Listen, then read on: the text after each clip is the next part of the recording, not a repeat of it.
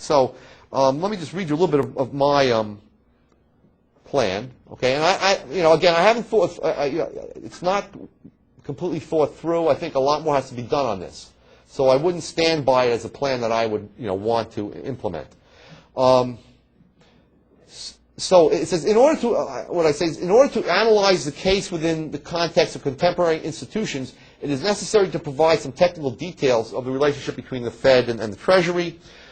Basically, the Treasury maintains two types of deposits. It has deposits at commercial banks. Okay, when you pay your taxes, those taxes go to the commercial banks, and it has deposits at the Fed.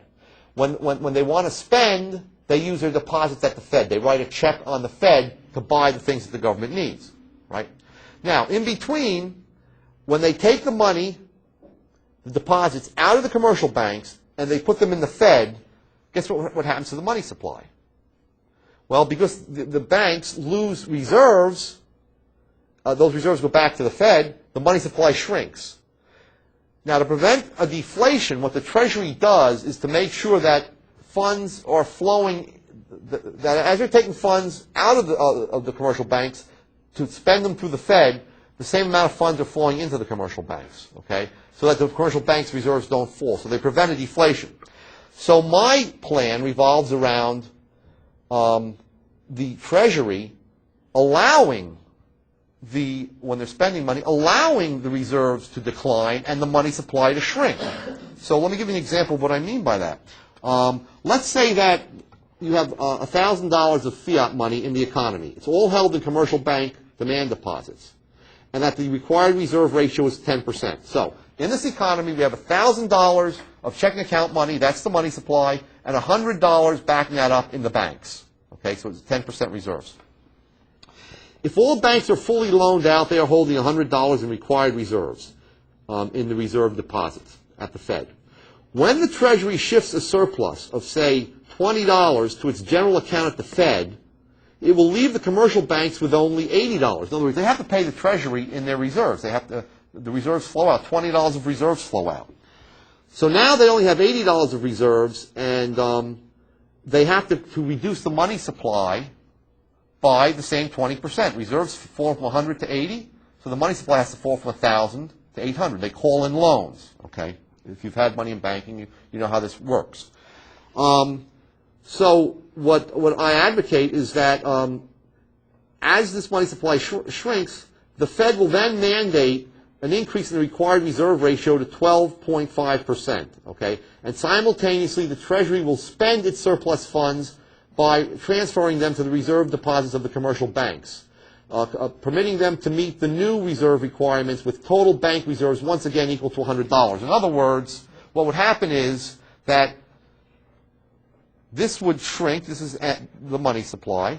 Okay, it would shrink from 1,000. Okay, to that's in time t0. In time t1, it would be 800.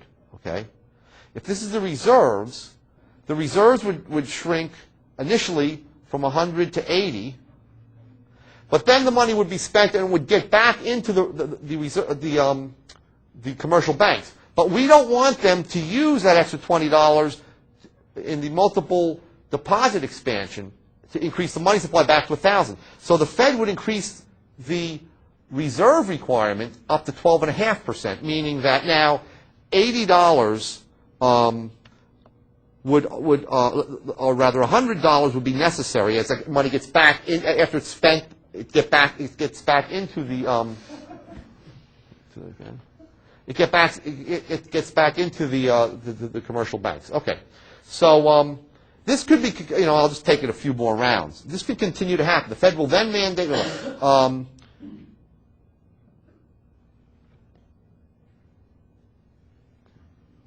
In the following year, so you can do this each year. In the following year, the Treasury again runs a surplus of $20. Okay, so this is a fiscal deflation. What it's doing is it's deflating. Okay, which at the new higher purchasing power of money exceeds in real terms the prior year's surplus. Okay, so in the prior year, the surplus was $20. But now, since prices are lower, since you have a lower money supply, you have a greater real surplus. Following the same procedure of disposing of the fiscal surplus, the money supply shrinks by another 20%. So now it's down to $640.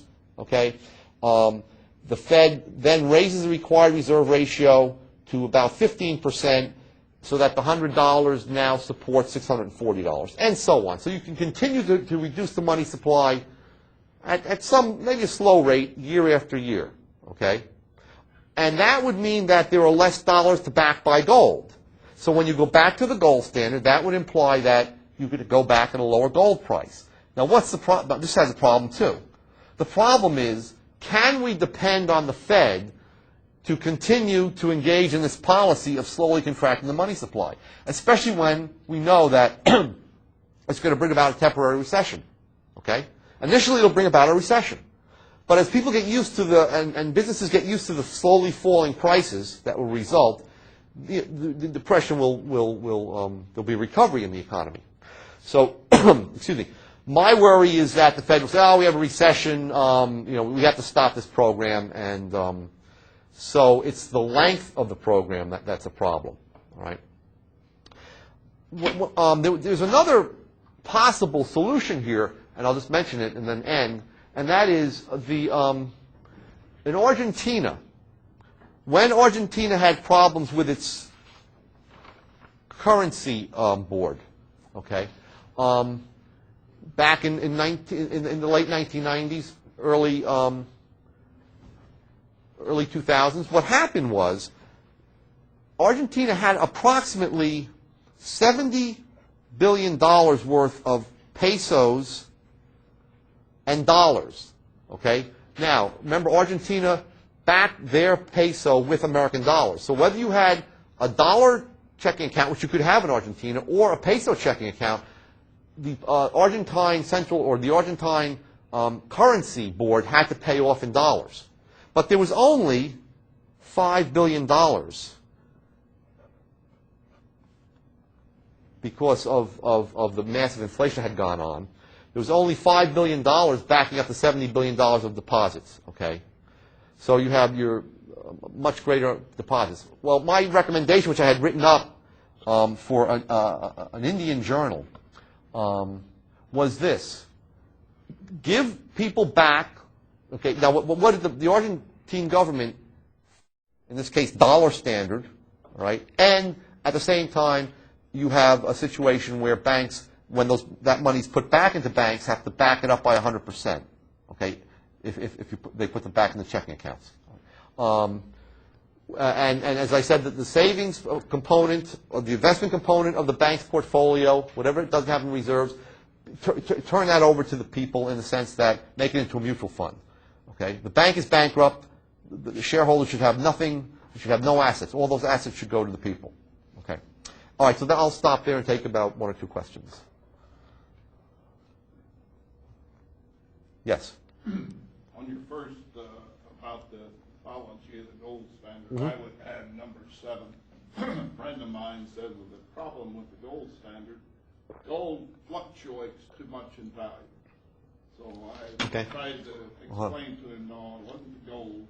It's the paper money. It's because gold isn't money, that the paper money is changing in value and people are using gold as a hedge and the price of gold is going up and down. Once you link the dollar to gold, then gold is the money. And it's simply the supply and demand for money that determines the value of gold at that point. And it doesn't fluctuate wildly at all. Because the supply of gold doesn't change very, very rapidly, as we know. And people's demand for gold, if they trust the money, that doesn't change very rapidly. It changes every year as the economy grows. Okay, it changes slowly, and prices slowly fall. But the value of gold doesn't change under a gold standard. It changes under a paper standard. Yes? The people, it seems to me, in the European Union countries switched over from their local currency to the euro pretty readily, I think. I'm not sure of that. Yes. But you seem to be concerned about people's ability to change from dollars to ounces of gold. Well, that's a very good question. The reason why they did is because it didn't contradict the regression theorem. The euro, there was an exchange rate between the euro and each individual currency. So, in other words, the euro was based on the various national currencies, okay, and there were fixed exchange rates. So you easily passed from, let's say, the franc to the euro. But if you just put euros into circulation, print them up, and there was no exchange rate, okay, transitional exchange rate to the existing currencies, no one would accept the euro. Now, with gold, it's a little bit better because gold, is bought and sold in terms of dollars. But my concern is that people are not going to calculate in ounces of gold. They don't look on it as money, okay? People, anyone who remembers gold as actually in circulation, if there is anyone, is a very small proportion of the population. So, not having had recent experience with gold as money, people will still look on paper dollars as money. And I don't think they're going to take this gold that they're given or sold and put it in banks and start gold banks and so on. I think they're going to continue to operate in dollars. That's why I think the parallel gold standard will not come into operation. It's a good start because you get rid of the Fed, you freeze the amount of dollars and so on. You get gold back in the hands of people, but it's better than what we have, but I think we might be able to do better. Okay. Yes? Seems like the swing in public opinion that a plan that has a first step, abolish the Fed, would, you're already asking so much of people's changing of opinion. Is it so much to ask that they consider gold to be money? I think that's more difficult. I mean, if the Fed goes, it's one institution, it goes, but they don't run into the Fed. They don't use the Fed as an institution on a daily basis. They do use dollars on a daily basis, and I think psychologically that means a lot. Okay. Now, we're just trying to get this. I mean, there's a second problem which I won't go into, but we're just trying to figure out the best theoretical way to go back, given our institutions. Then there's the political problem. Okay, that's a separate issue, which, you can write a lot on that. But I think we ought to get straight what the best practical way to go back is if there were no political barriers. Okay, I'll stop here. Thanks.